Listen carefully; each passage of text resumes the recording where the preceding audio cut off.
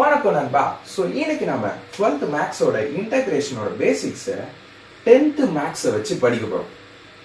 யாராவது இந்த விஷயத்த நம்ப முடியும்? டெஃபினட்டா யாருமே நம்ப மாட்டீங்க. ஏன்னா எந்த யூடியூப் சேனல்ஸ், எந்த ஸ்கூல் டீச்சர்ஸ் யாருமே இன்டகிரேஷனை 10th மேக்ஸை வச்சு எக்ஸ்பிளைன் பண்ணவே மாட்டாங்க. இன்ஸ்டெட் எல்லாருமே நீங்க 11th படிச்சிருப்பீங்க, நீங்க 11th மேக்ஸை வச்சு தான் படிக்கணும் அப்படின்னு சொல்லுவாங்க. ஸோ நம்ம நார்மல் கிடையாதுல்ல. ஸோ அதனால 12th மேக்ஸ் இன்டகிரேஷனா உங்களுக்கு நீங்க 11th சுத்தமா படிக்கலனாலுமே 10th மேக்ஸை வச்சு உங்களுக்கு 12th எப்படி வரும்ன்றத சொல்லி கொடுத்துறேன். ஸோ இந்த மொத்தம் 2 பார்ட்ஸ் போடுறேன் இன்டகிரேஷனோட பேசிக்ஸ்க்கு. Part 1 and part 2. So 2 part. இன்னைக்கு ஒரு பார்ட், நாளைக்கு இல்லை 2 நாள் கழிச்சு உங்களுக்கு 2வது பார்ட் கூட வரும். ஓகேவா? ஸோ மோஸ்ட்லி நாளைக்கு கூட ட்ரை பண்றேன். மேபி டைம் ஆச்சுன்னா சொல்றேன். ஸோ 2 பார்ட்ஸ் இருக்கு. அதிகபட்சம் ஒரு 35 to 40 மினிட்ஸ் தான் இருக்கும் 2 பார்ட் சேர்த்து. இந்த 2 பார்ட் 100% நீங்க பாத்துட்டீங்கன்னா சத்தியமா சொல்றேன், 12th நீங்க இன்டகிரேஷன்ல எங்க கேட்டாலும் உங்களால ஈஸியா ஆன்சர் பண்ண முடியும் 11th மேக்ஸ் படிக்காமலே. பிகாஸ் நான் 10th மேக்ஸை வச்சு தான் எக்ஸ்பிளைன் பண்ண போறேன். கேட்கறதுக்கு வித்தியாசமா இருக்குல்ல 10th மேக்ஸ் வச்சு எக்ஸ்பிளைன் பண்றது, பட் என்னால முடியும். ஸோ இந்த வீடியோவை ஸ்கிப் பண்ணாம பாருங்க. உண்மையா பிடிச்சிருந்துச்சுன்னா லைக் பண்ணுங்க, ஷேர் பண்ணுங்க அண்ட் சப்ஸ்கிரைப் பண்ணுங்க. ஸோ டைரக்டா ரொம்ப பேசாம போயிடலாமா? நான் உங்க கிரீஷ், இது உங்கள் GI mind set channel. Okay நண்பா, நம்ம ஆரம்பிக்க போறோம். ஸோ 12th இன்டகிரேஷனோட பேசிக்ஸை தான் பார்ட் 1 இப்போ நம்ம பார்க்க போறோம். எந்த பேசிக்ஸை யூஸ் பண்ணி படிக்க போறோம்? 10th மேக்ஸோட பேசிக்ஸை வச்சு. சரி, ஓகே. என்ன ப்ரோ ஆரம்பத்திலேயே கொஸ்டின் சால்வ் பண்ண போறீங்களா அப்படின்னா, கொஸ்டின் சால்வ் பண்றது இல்லை. கொஸ்டின் இங்க எப்படி கேட்பாங்கன்றத எக்ஸ்பிளைன் பண்ண போறோம் ஃபர்ஸ்ட். அது உங்களுக்கு தெரியணும்ல, அதுக்காக தான். ஸோ இங்க பாருங்க, இப்ப இன்டகிரேஷன்ல இது ஒரு கொஸ்டின், இது ஒரு கொஸ்டின், இது ஒரு கொஸ்டின். இந்த 3 கொஸ்டின்லயும் காமனா இருக்கிற விஷயங்களை நோட் பண்ணுங்க. 2 things இருக்கும். ஃபர்ஸ்ட் திங், இந்த சிம்பிள். இது என்ன ப்ரோ சிம்பிள் அப்படின்னு கேட்டீங்கன்னா, இதுதான் இன்டகிரேஷன் நீங்க பண்ணணும்னா இந்த சிம்பிள் தான் யூஸ் பண்ணுங்க. எப்படி நம்ம அடிஷனுக்கு பிளஸ் யூஸ் பண்றோம், அதே மாதிரிதான் இன்டகிரேஷன் வந்துச்சுன்னா இந்த சிம்பிளை தான் யூஸ் பண்ணுவாங்க. ஸோ இது முதல். 2வது கொஸ்டின்ல காமனா இருக்கிறது பாத்தீங்கன்னா இந்த டிஎக்ஸ். இந்த டிஎக்ஸ்னா என்னது ப்ரோ அப்படின்னு கேட்டீங்கன்னா, அதுக்கு தான் இப்ப நம்ம நெக்ஸ்ட் போறோம். அது ஏன் வந்துச்சு, எதனால அது கொஸ்டின்ல இருக்கு அப்படின்றதுக்கெல்லாம் இப்ப நம்ம அந்த ரீசனை கண்டுபிடிக்கிறோம். சரி, ஓகே. ஸோ இனிமே இன்டகிரேஷன்ல உங்களுக்கு கொஸ்டின் இருந்துச்சுன்னா 2 காமனா கண்டிப்பா வரும். ஒன்னு இன்டகிரேஷன் சிம்பிள், இன்னொன்னு இந்த டிஎக்ஸ். அப்ப இந்த நடுவில் இருக்க இந்த சைனு 4x tan x, இந்த சாரி x வரும், 4x tan x, இதெல்லாம் என்ன ப்ரோ? இதுதான் நம்ம நார்மல் கொஸ்டின்ஸ் கேட்பாங்க பாத்தீங்களா. நார்மல் கொஸ்டின்ஸா இருக்கும்ல, இப்ப டிஃபரன்சியேஷன்லாம் வந்துச்சுன்னா வரும்ல, அதை தான் இங்க கொடுத்துருக்காங்க. tan x 4x sin x normal. ஆனா இன்டகிரேஷனா கொஸ்டின் இருக்கிறதுனால சிம்பிள் கொடுத்துட்டு பிளஸ் dx கொடுத்துருக்காங்க. சரி, ஓகே. கொஸ்டின் இப்படிதான் இருக்கும். எதனால இந்த dx வந்துச்சுன்றதை இப்ப நான் சொல்லி தரேன். ஏன்னா உங்களுக்கு கொஸ்டின் 100% புரிஞ்சாதான் ஆன்சர் எழுத முடியும். அதுக்காக தான். சரி, ஃபர்ஸ்ட் திங், 10th மேக்ஸ் வச்சு தானே படிக்க போறோம். 10th மேக்ஸ்ல இப்படி ஒன்று படிச்சிருப்பீங்களா? யோசிச்சு பாருங்க பார்ப்போம். y = 4x. ப்ரோ இதுதான் பல காலமா படிக்கிறோமே. ஏன்னா இது எங்க நீங்க சும்மா படிச்சிருப்பீங்கன்னா algebra. That's all. 10th maths வரைக்கும் நீங்க அல்ஜிப்ரா படிச்சிருப்பீங்கல்ல, அதுதான் இங்க எழுதி. இப்ப நம்ம ஆல்ரெடி டிஃபரன்சியேஷனோட பேசிக்ஸை படிச்சிட்டோம். மேபி அந்த வீடியோ யாரும் பார்க்கலன்னா ப்ளீஸ் அந்த வீடியோவை பார்த்துட்டு இந்த வீடியோ பாருங்க. பிகாஸ் இன்டகிரேஷன் புரியணும்னா டிஃபரன்சியேஷன் தெரிஞ்சிருக்கணும். அதுக்காக தான், வேற ஒன்றும். சரி, ஓகே நண்பா, உனக்கு டிஃபரன்சியேஷன் தெரியும். அப்ப அந்த டிஃபரன்சியேஷன் யூஸ் பண்ணி எனக்கு இதை பண்ணு பார்ப்போம். y இருக்கு ப்ரோ. அப்ப எப்பவுமே நீங்க சொன்ன மாதிரி dy/dx பக்காடா. சூப்பர். இப்ப இந்த 4x டிஃபரன்ஷியேட் பண்ண பார்ப்போம். 4x டிஃபரன்ஷியேட் பண்ணா 4 ப்ரோ. அவ்வளவுதான். பக்காவா எழுதியா? So dy/dx is equal to 4. இதுதான் லாஜிக். இப்ப நான் என்ன சொல்ல தெரியுமா, இதை எப்படி எழுதணும்ன்றத பாரு. dy இந்த சைடே இருக்கட்டும், 4 இந்த சைடு இருக்கட்டும். இந்த இடத்துல இந்த dx இருக்கா, அதை ரைட் ஹேண்ட் சைடு கொண்டு வந்து. இப்ப இந்த கொஸ்டினை இன்டகிரேட் பண்ணு. இப்ப எப்படி dx வந்துச்சுன்னு தெரியுதா? dx எங்க இருந்து வந்துச்சுன்னா dy by dxல இருந்து வந்திருக்கு. அந்த dx ரைட் ஹேண்ட் சைடு கொண்டு போயிட்டான், இன்டகிரேட் பண்ண போறான். அதுதான் லாஜிக். இப்போ உனக்கு dx எப்படி வந்துச்சுன்ற லாஜிக் புரிஞ்சிருச்சா? இன்டகிரேட் சிம்பிள் நம்ம क्वेश्चनல இருக்கும், அதை பண்ண சொல்லுவாங்க, அது நார்மல். ஆனா இந்த dx எங்க இருந்துப்பா வந்துச்சுன்னா டிஃபரன்ஷியேட் பண்ணிட்டு வரக்கூடிய அந்த dx ரைட் ஹேண்ட் சைடுல போட்டுருவான் क्वेश्चनோட. அதுதான் இது. சரி ஓகே, இப்போ நம்ம இதை இன்டகிரேட் பண்ண போறோம் அப்படின்னா ஆன்சர் என்ன கிடைக்கும் தெரியுமா? இந்த இன்டகிரேஷன் சிம்பிளும் இந்த dயும் கேன்சல் ஆயிட்டு y is equal to இதுக்கு ஆன்சர் என்ன வரும்னா 4x ன்னு வரும். ப்ரோ எப்படி ப்ரோ இதை இன்டகிரேட் பண்ணேன்னு தானே கேக்குறீங்க? நான் உங்களுக்கு இன்னும் ஃபார்முலாஸ்லாம் சொல்லி தரல.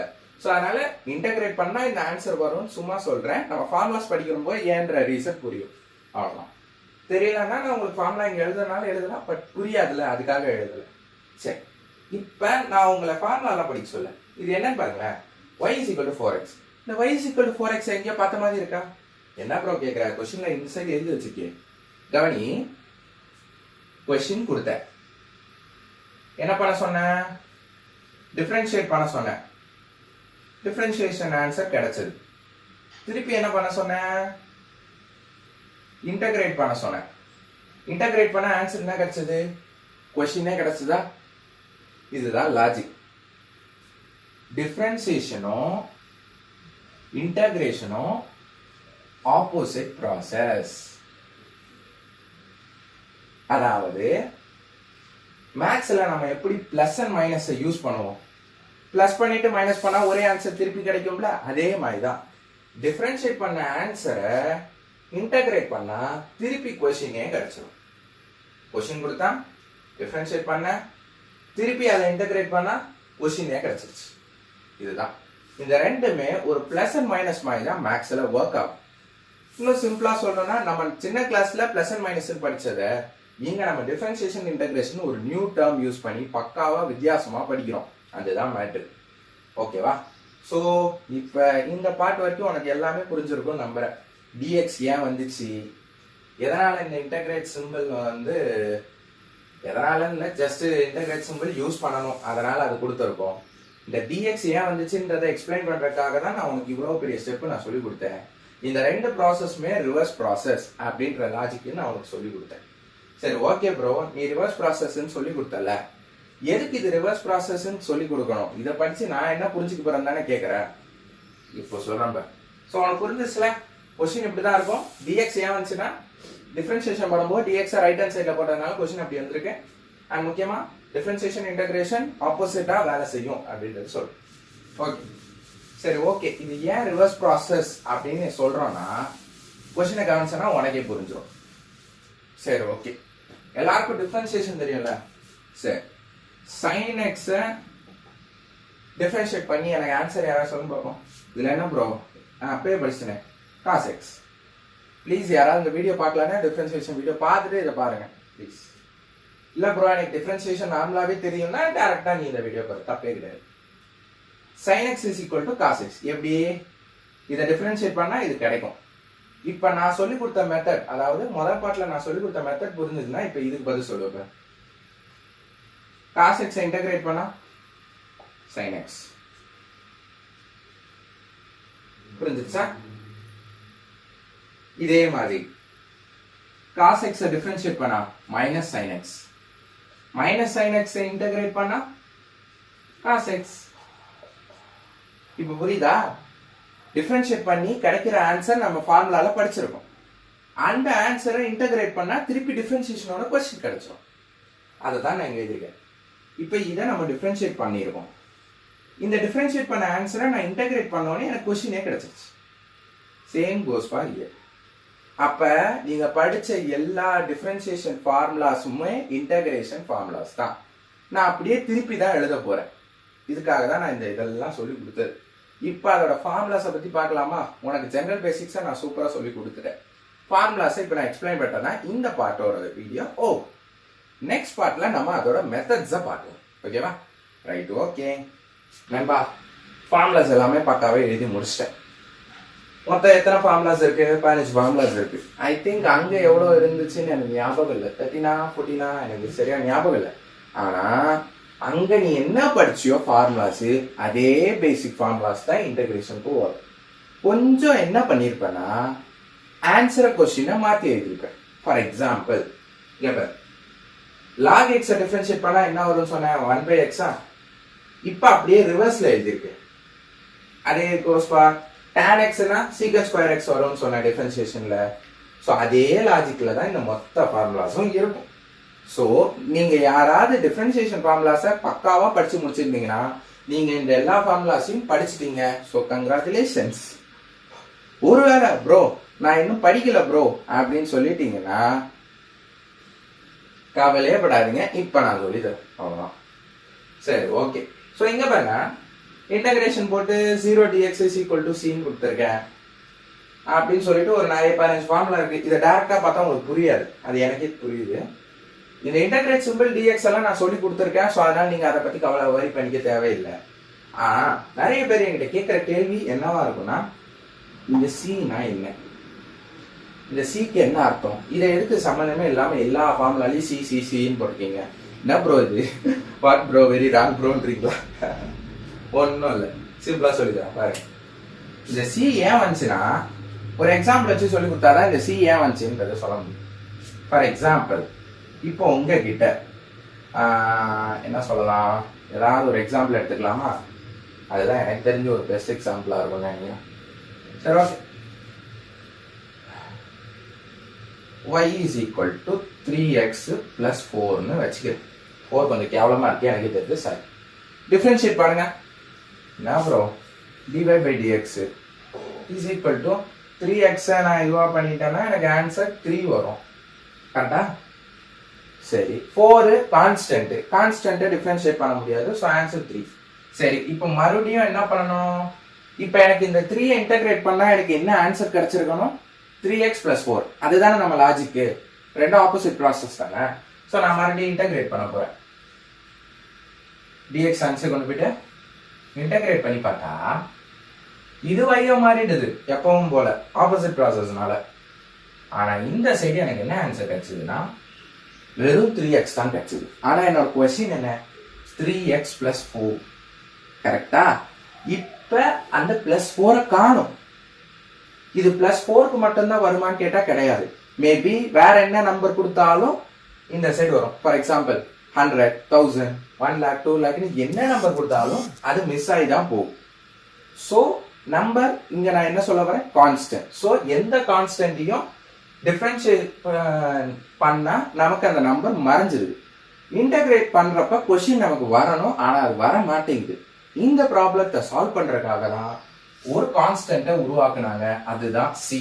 பிகாஸ் இந்த மாதிரி ஏதாவது ஒரு நம்பர் இருந்துச்சு அந்த கொஸ்டின்லனா அதை கண்டுபிடிக்கிறதுக்கு யூஸ் பண்ணக்கூடிய ஒரு டூல் தான் இந்த சி. தட்ஸ் வை எல்லா ஃபார்முலாலையும் சி கொடுத்துருக்கோம். எதுக்குன்னா எல்லா ஃபார்முலால எப்படினாலும் ஏதாவது ஒரு இடத்துல எனக்கு ஒரு நம்பர் வரக்கு சான்சஸ் இருக்கு. இல்லாம இருந்தா பிரச்சனை இல்லை, பட் மேபி இருந்துச்சுன்னா கொஸ்டினே மாறுது இல்ல.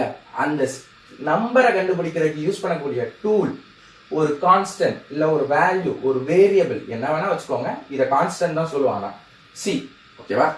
எதுக்கு ப்ரோ சி, ZDX எல்லாம் யூஸ் பண்ண மாட்டாங்களான்னு கேட்டா சினா கான்ஸ்டன்ட். ஸோ கான்ஸ்டன்ட்டை கண்டுபிடிக்கக்கூடிய வேல்யூ, அதான் சிஏ யூஸ் பண்ணிட்டோம். ஓகேவா? இப்ப யாருமே சி ஏன் வந்துச்சுன்னு கேட்க மாட்டீங்க, டிஎக்ஸ் ஏன் வந்துச்சுன்னு கேட்க மாட்டீங்க. இன்டகிரேட் சிம்பிளை நான் சொல்லி கொடுத்துறேன். ரெண்டு ரிவர்ஸ் ப்ராசஸ்னால டிஃபரன்ஷியேஷன் ஃபார்முலாஸா படிச்சாலே போதும். சரிப்பா? சரி, ஓகே. இந்த இடத்துல பாருங்க, 0 dx வந்தா c அப்படின்னா இட்ஸ் நதிங் பட் இந்த இடத்துல c மட்டும் தான் ஆன்சரா வரும். இன்னும் சிம்பிளா சொல்லணும்னா நம்பரே இல்ல. இப்ப இது எப்படி இருக்கும், இது ரெண்டும் என்ன இருக்கு, மல்டிபிளிகேஷன்ல தானே இருக்கு. 0 into something என்னது 0. அப்ப வெறும் இன்டகிரேட் சிம்பிள் மட்டும் தான் இருக்கு. அதனாலதான் வெறும் c மட்டும் வருது. ஜஸ்ட் தெரிஞ்சு வச்சுக்கோ, அவ்வளவுதான், வேற ஒன்றும் இல்லை.